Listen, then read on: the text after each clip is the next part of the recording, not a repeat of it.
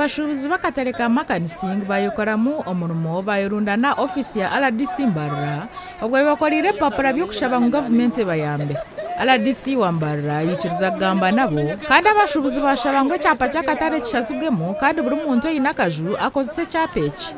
Aha bwo kuba nikikirizibwa umwanya bwo kufite mu condominium lo cyapa kishazibwemo nanye ntunga kapa kanje no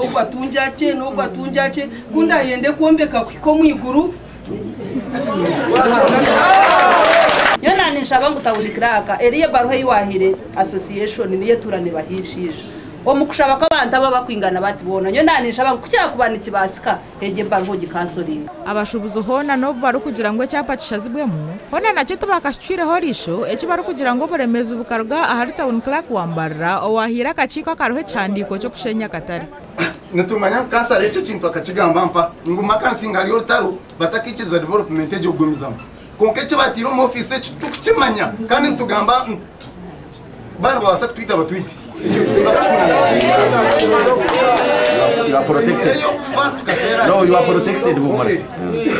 Tuizo mu office eji umwamita umukeraka katamiza yatugira ngo takwiza kubahereza kindi cyandiko icyo kuza kubongerayo ahi tutarukumanya kikatusasa kurebere eje barahandikira umwe yabahandikire ekubikiriza ngo bashenye bombeki ebizibu byona RDC tawunikiraka ndwagrese yes RDC tukataka katare 98 nuna mwakati ni maduka nakura maduka 98 twagumuna maga nawe tukora nawe musubuza mugenzi witu nawe byangira ukaririza byangire akatare kari mu kono ya kanso kase kane twarzaje kanso atombe cyane toileta kwa tukazama abasubuzi bingi kwataruka kutambiza member mu pora nke kumibiri na mushanjwa maga yatanga kusaba gezi ngisemanya arube no kama ngo aba FDC nimenda kwiba katare kachi kama kanisingo ibi atani cyapanyona maga tukatwambrabo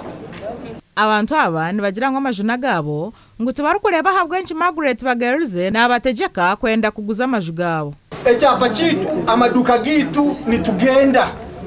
abo kuza kumaga kata kabwine cyapa akafune cyapa amaduka gitu muhire na rusa yabuzabuza kanso tumakuya kuragenda kanso kumuhita kanabaria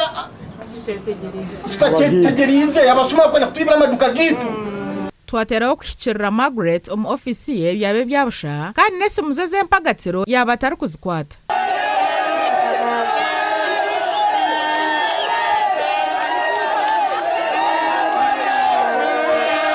government mutuyambe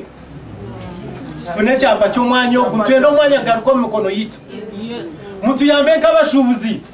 icyo tutwangiye kurga mwanya ogo wonka business yito very safe atakabebera ngo byone bikwita business zito development yona kwereza kubaho nito abashubuzi batumanyise tukoragane n'abakama bamazu turebe kutoka kubasa kufuna nito mwanya ogo RDC wa Mbarara Captain Martha Asimwe hona yabashaba okumhakire akashita manemba zombiri akamanya habwenshi batakwenda kurete chapa tubuzeriya bakabarta imakumura mwateremo input yanyu what happened ibyo kuza kwishereko mu mateka kana mateka gakozerwe tugarabire campusing imwe mbemanya nko association yatandikire emhondano ya kataraka hone katandika kare kandi abantu nibagira government yine kubayamba ndo Prevence Akampur.